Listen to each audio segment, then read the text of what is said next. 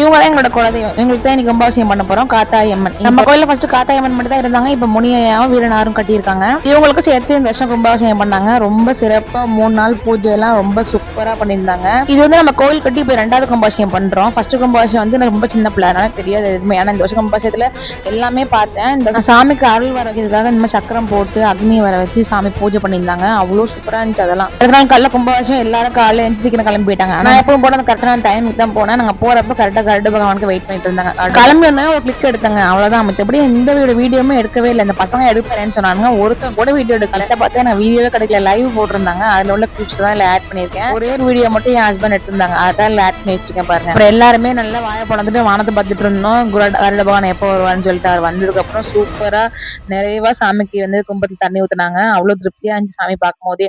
இதெல்லாம் ஒரு கும்பாபிஷேகம் பக்கத்துல வந்து எவ்வளவு புண்ணியம் இருக்கு தெரியுமா, நம்ம கொடுத்து வச்சிருக்கணும். முதல் கும்பாபிஷேகத்துக்கு எங்க அப்பா இருந்தாங்க, இந்த கும்பாபிஷேகத்துக்கு இல்ல. ஒரு 14 வருஷம் ஆயிடுச்சு கேப்பும்.